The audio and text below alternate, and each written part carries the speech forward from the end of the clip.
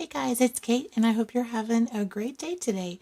I wanted to come back with a watercolor tutorial, the next one in my series, which we're going to cover splattering and splashing and spattering, however you want to say it, but basically adding some texture to our paintings with some additional droplets of wet paint. And there's several ways that you can do this, so I wanted to make this a video so you can maybe get some ideas on how the different effects look and maybe some different ways you can use them. So this is great for a beginner watercolor painter, and it just gives you some ways to practice with your techniques and brushwork and all of those types of things. So I split my first paper here into quadrants, and the first one I did some wet on dry splashes. So I have just a plain painted gray background and I splashed some paint on it. And second, I did a sort of combo of wet and dry brush so you can see how the splattering works on both of those. With a wetter brush mark, you'll get a little bit more spread with your color, where the drier brush, it will kind of stay more contained as far as the droplets go.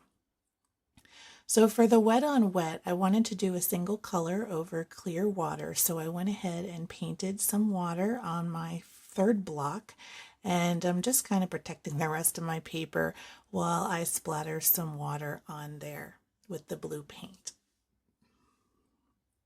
And then last but not least, I wanted to do a couple different things on this last block. So what I did on the first side was I put down a layer of that bluish purple on the left, and then on the right side of the block I'm actually going to splash a little bit of dry on dry, and I'm using two colors in this block. So I'm doing some splashing on the first side on a dry background, and then I'm going to go back in with my rose color, and I'm going to actually splash this on both sides. So you'll get the idea of what it looks like splashed on that blue color while it's still wet, and then with that blue color to the right. And I'm actually going to spray it so you can see how it kind of spreads together and combines when you get that wet with just some plain water.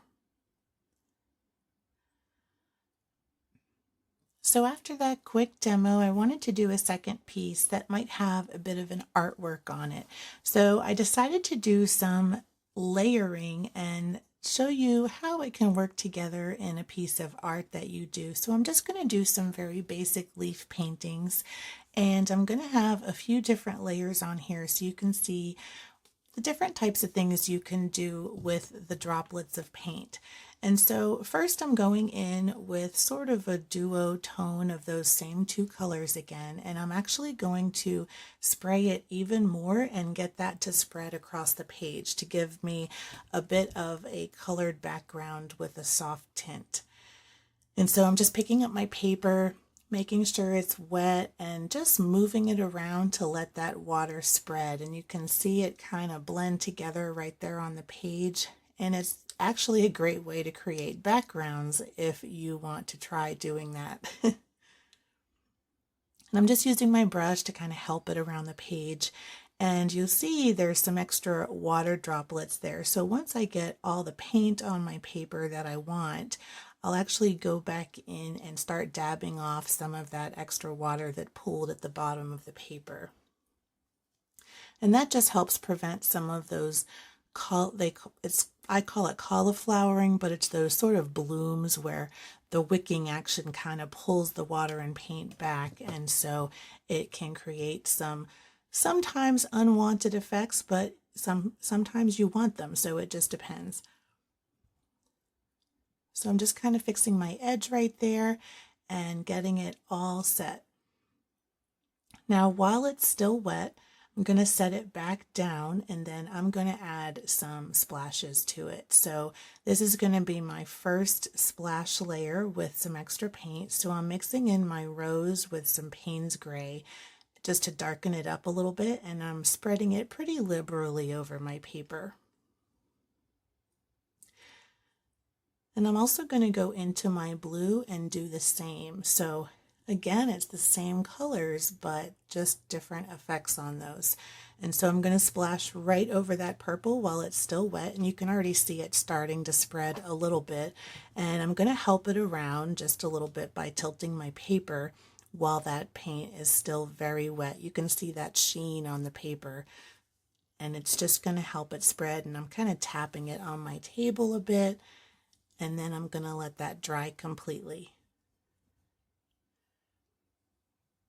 Now, once it dries, I'm actually going to go in and mix in some sap green with that Payne's gray and a little bit of the yellow ochre. My cat just came up, so she wants some pets. I don't know if you'll hear her purring on the screen or on the video. So I'm just going in and making a very quick little twig with leaves. And I'm going to do that in the green, so that'll be my focal point. And it's kind of a dark earthy green. And that first leaf ended up being a little bit larger than I planned. The rest of them are a bit smaller.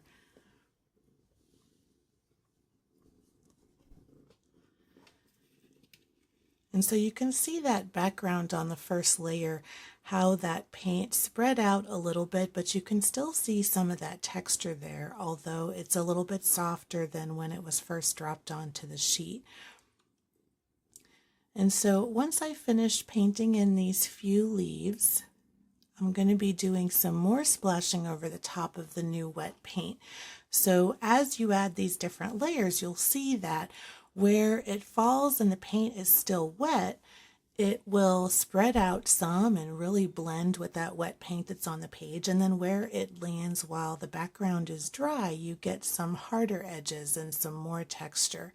And the paint is more concentrated in those areas. It doesn't really spread because it doesn't have that wicking action like you get when your paper is damp.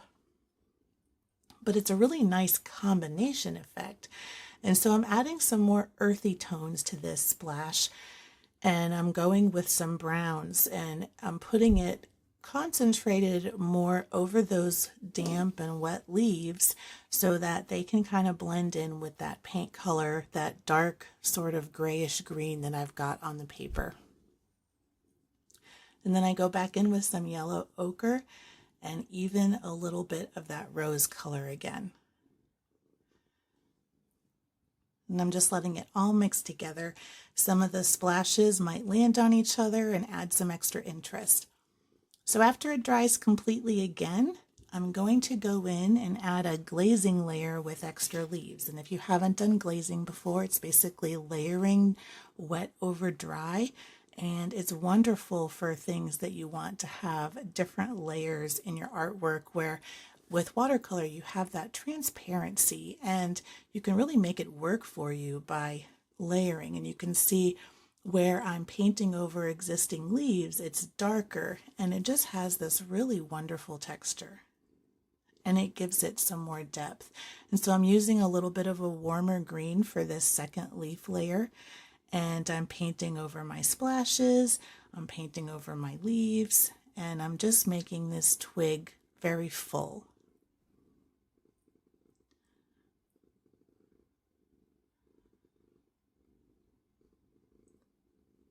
And I'm just kind of painting around that one huge leaf I have.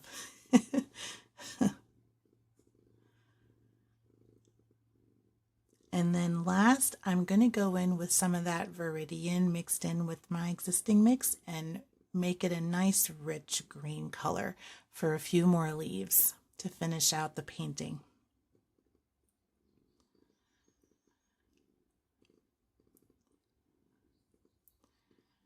So while all of those are still wet, I'm going to go back in with some more paint and do a few final splashes on that wet second layer. And I really love the texture that these splashes add, and I really hope that you'll try using them in your artwork. And I'll show you a close-up here of the finished dry paper, and how they all kind of spread and turned out when they dried. I love actually the splashes where you spray water. It just kind of blends together really organically. And then with wet on wet, you get a really cloudy, nice soft edge look. So depending on what you want to do, there's a lot of different ways you can use splashes to really enhance your paintings, and you can see that all kind of come together on this sheet here. So I really hope you experiment with that, and until next time, keep creating.